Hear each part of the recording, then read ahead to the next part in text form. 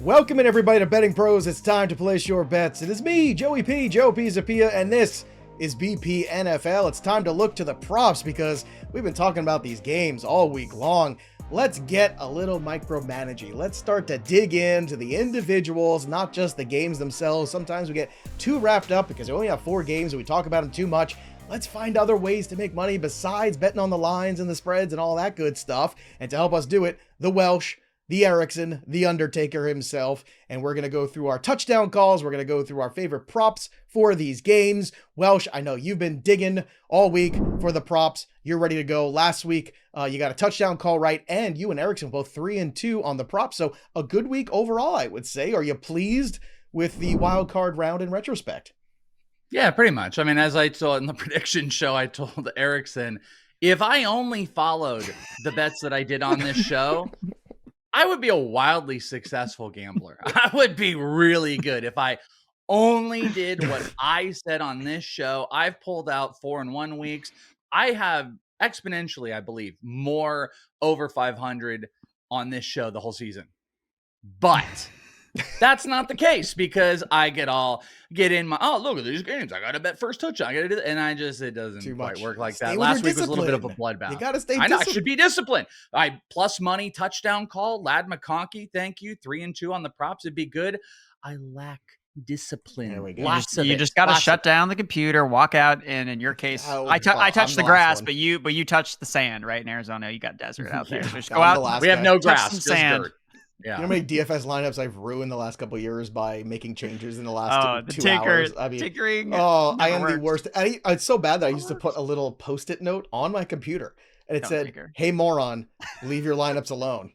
And I still sometimes would go in there and muck with them. I'm the and then worst. you just cover it as you're changing all the Yeah, it's like, shh, you don't got to know about it. It's fine. All right, we're going to get into the props here. Before we do, quick reminder, make sure you join us right here on the Betting Pros YouTube channel. Scott Bogman, Joe Pisapia, in-game live betting the Chiefs-Texans first half, 4:15 Eastern time. That's right. We're contractually obligated to every single Texans game. Hopefully this is the end for the Texans because I don't know if I can. You guys were pretty good too last week too. We I were believe on the in-game betting. We were very strong. We had the overs on McConkey. We had the overs on Herbert. We had a lot of good stuff in there. Unfortunately, we were a little wrong about the game itself, but things got a little wackadoo in that one. Hopefully, we'll be just as good this week. Join us. Make us your second screen experience. Again, ring the bell till it goes ding. Subscribe to the channel. Be with us. Hang out with us. We're going to be way more fun to listen to, and we're going to be betting the game, and that's how you're watching it anyway, so you might as well hang out with us, and you can turn down, I assume it's Tony Romo and Jim Nantz, right? Like, turn those guys down. Hang out with us. I don't know about that over, Jim. I don't know. Oh, God. That's why he's a professional, Joe. That's why he has the job. He doesn't. If he's a professional, why does he make up words like especially? Especially is not a word, Tony.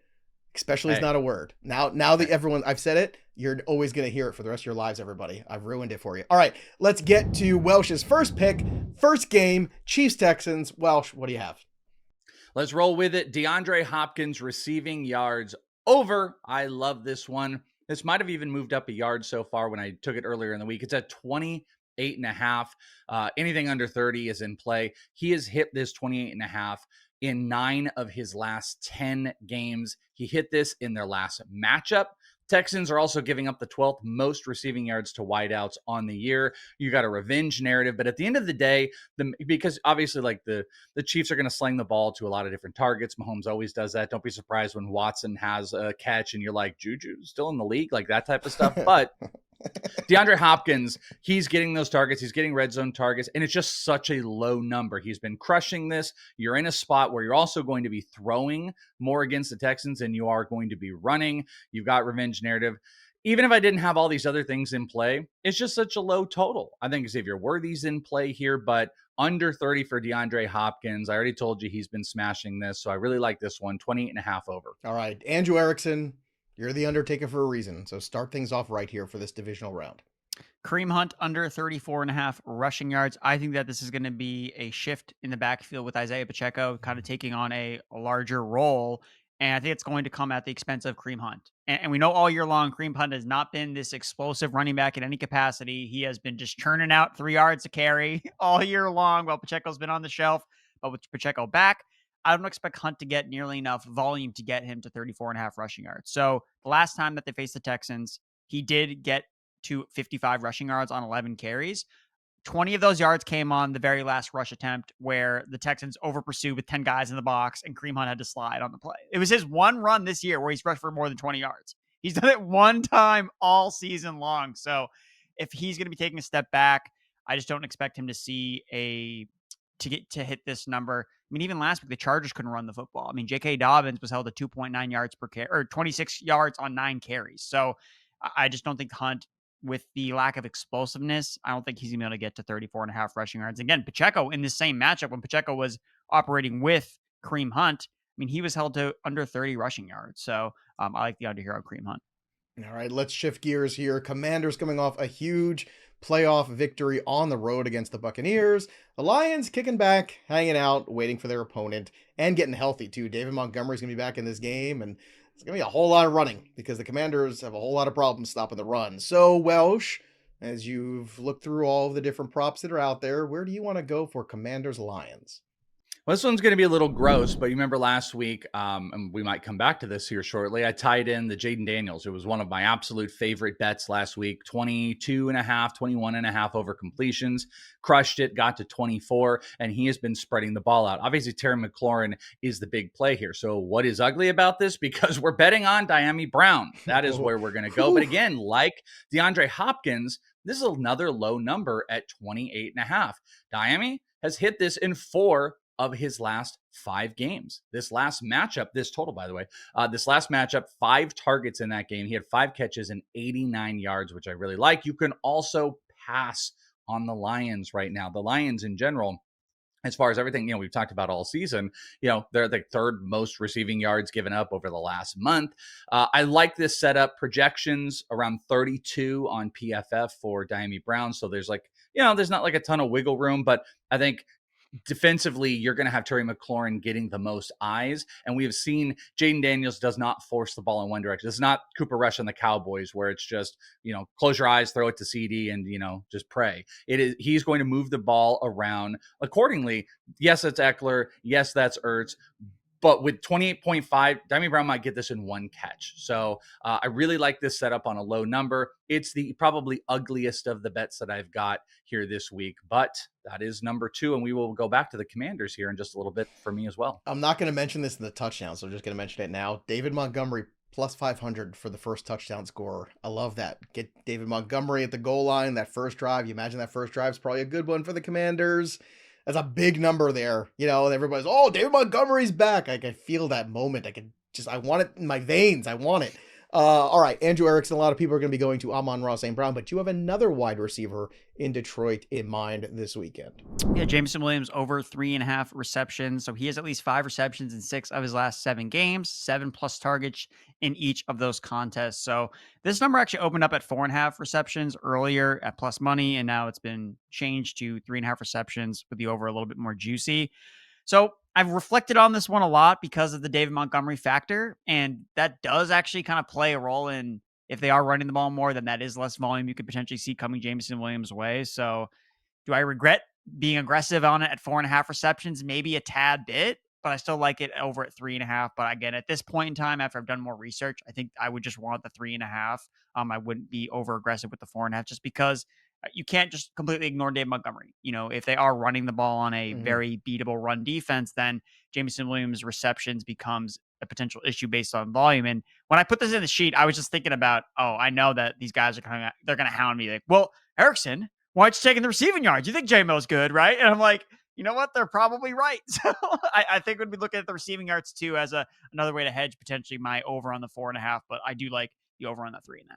I think it's all the Gibbs, all the Montgomery in this game. I do. I just think they're going to lean on the running backs. They've been so good. Gibbs has been awesome. Now, I know Gibbs' totals have gone up when Montgomery was out, but I think there's enough for everybody in this one. And I do think they'll have a lead, which is also good for those totals. Now, look, it's tough to do a show where we don't talk about Jayden Daniels if we have the opportunity. So both the guys have ways to approach him this weekend. Let's start with you, Welsh. And you're looking at that completion number, which is 22.5. If the game script is, they're playing catch up, you would imagine this would be an over.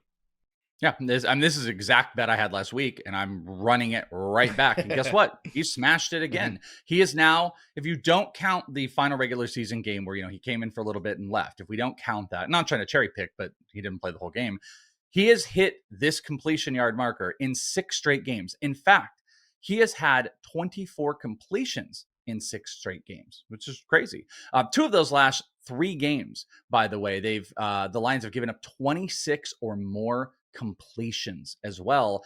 The last one, Darnold, obviously was a mess, but 40 pass attempts.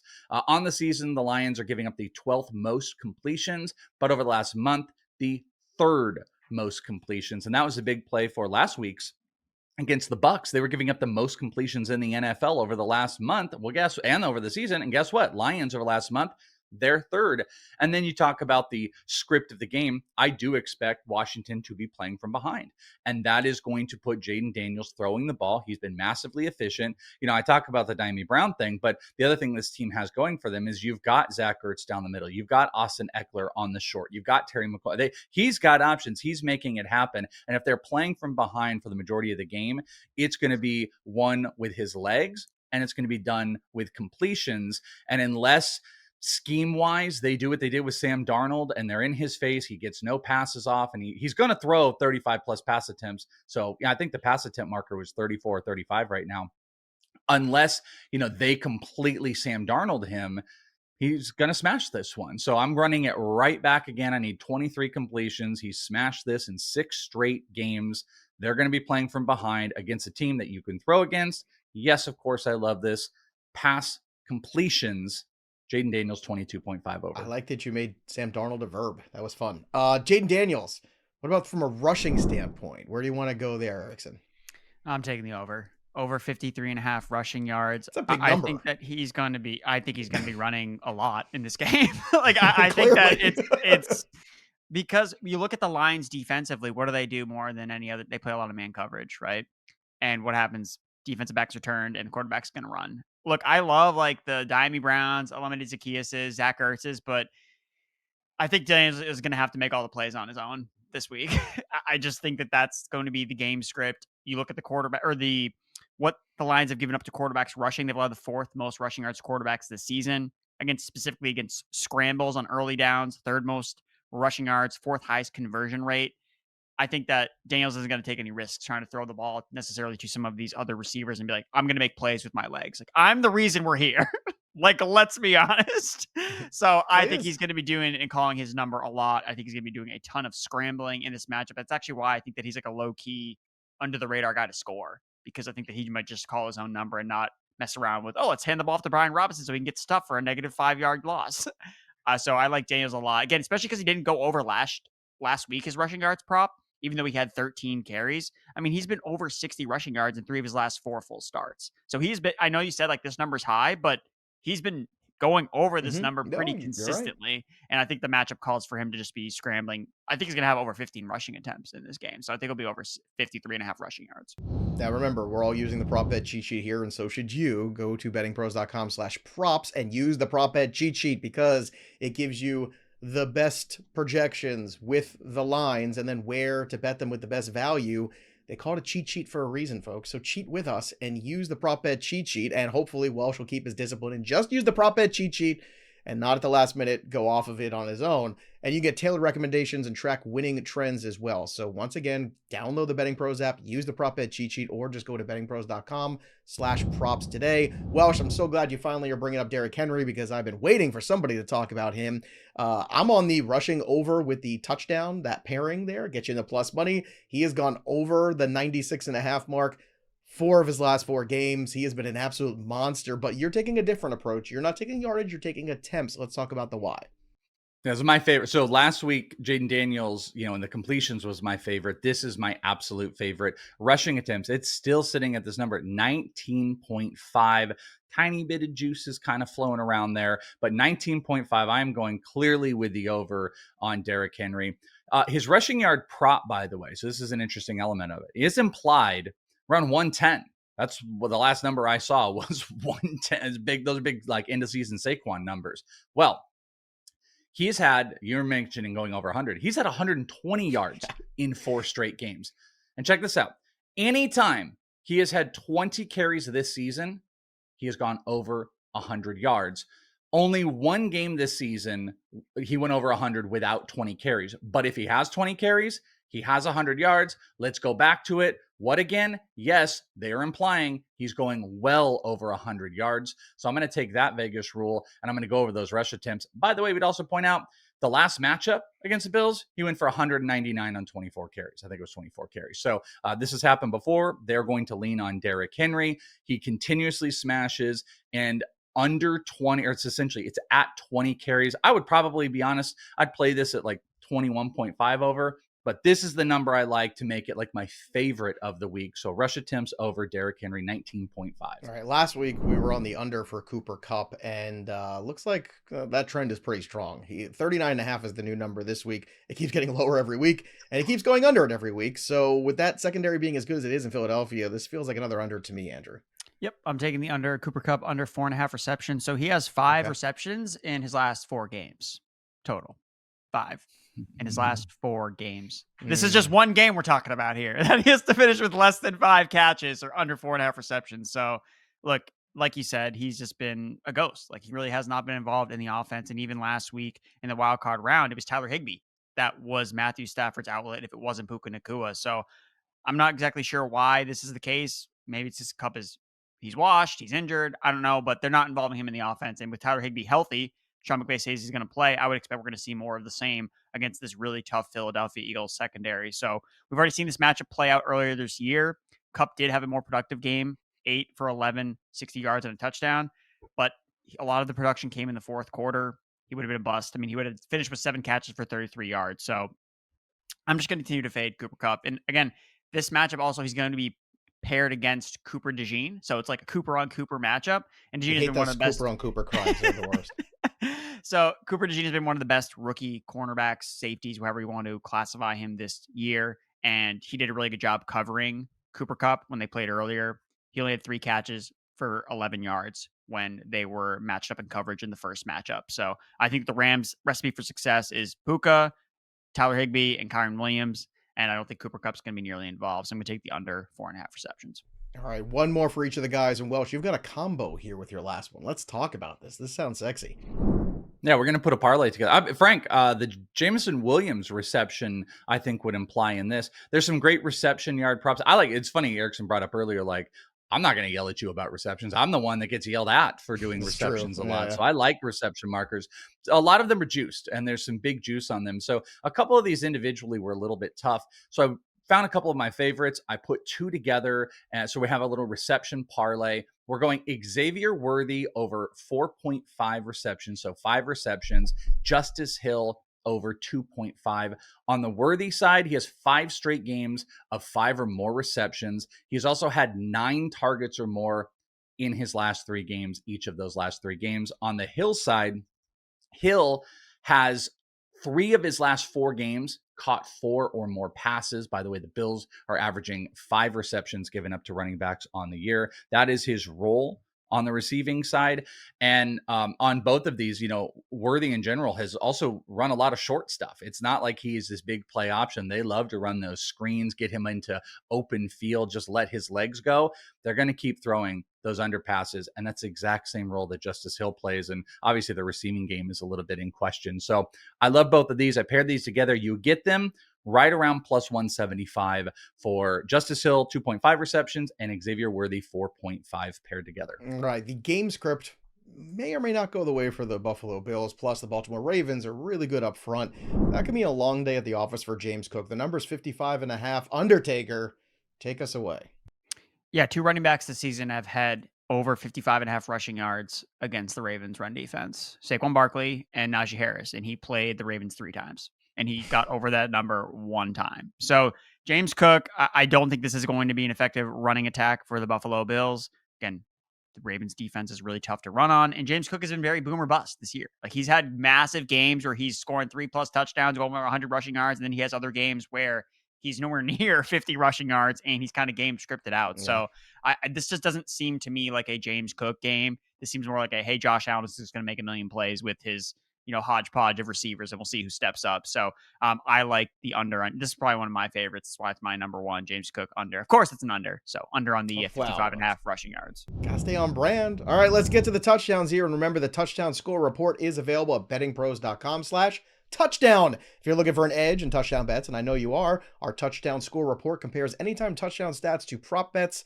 the odds and projections to help identify the very best anytime touchdown bets you'll find. Head over to bettingpros.com/touchdown for the latest touchdown prop analysis today. I'll go first here, keeping this simple. All right. I already told you I want to bet Derrick Henry plus 500 on the first one. I already told you I want to take David Montgomery on the plus 500 on the first one. I want to bet Derrick Henry with a touchdown and the over on his yardage. But I also want to bet these two, which is Nico Collins plus 180. Nico's been the guy for CJ Stroud all season long. He's the go-to. Nico will have his moment. I think the Texans will fall short, but plus 180 is a really good number. And then the next one, Mark Andrews plus 165. Well, let's talk about Mark Andrews, the man who was forgotten midseason and has become basically a touchdown machine. He has scored a touchdown in week 12, in week 13, in week 15 when he played again, week 16, 17, and 18. Now, he didn't score last week. That's fine. They ran the football pretty much, every single play. So in this one, I look for him to get back on track, and it's a good number, plus 165. Welsh, where are you going for your touchdown calls for this weekend?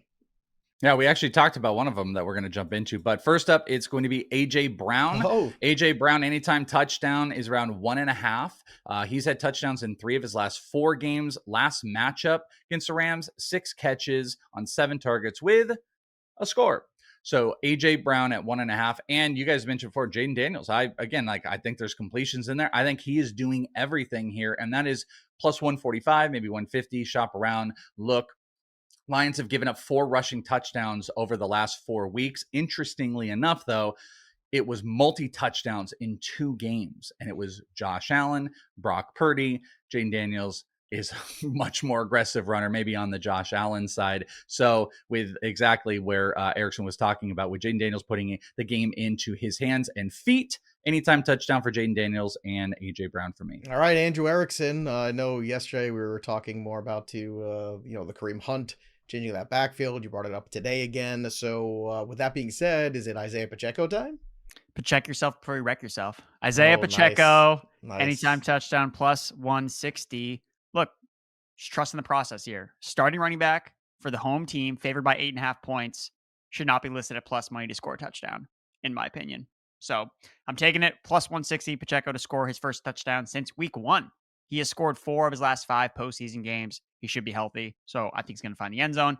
And then my other one is, I'm actually disagreeing with you, Joe. I think it's going to be spite betting me. I think it's going to be Isaiah Likely that scores. I like his odds more. It's plus 400. He's going to play just as much as Mark Andrews because I don't think we're going to see Zay Flowers. So they're going to use the 2 tight ends. Yeah. And when you look at Mark Andrews against Buffalo, 5 games, 0 touchdowns. He has never scored against the Buffalo Bills. So I think they're going to hone in on him on the red zone, like you said, because he's been the red zone guy. But Likely has had red zone moments as well. So I like Likely at longer odds to be the guy for the Ravens that scores. Touche, Andrew Erickson. Touche. So on that note, those are the props. That's what we're looking at. And make sure you join us live. Chiefs, Texans, 4:15 Saturday, right here on Betting Pros. Don't forget to click the bell till it goes ding so you don't miss the opening of the show. We're going to be going through the whole first half just like last week. It was so much fun. We hung out with everybody. We were sweating with everybody. We were making bets, having a good time, and watching football the way it was meant to be by betting on it at the same time. So again, join us, Chiefs Texans, right here on the Betting Pros YouTube channel. Subscribe today and drop your comments below too. What are your favorite props for the divisional round? We love to hear from all of you. So what are your picks? Drop them in there. Enjoy the football this weekend. I know we will. That'll do it for us. But the story of the game goes on. For The Undertaker and the Welsh, I'm Joey P. We'll see you next time, kids. Isaiah Likely. Jerk.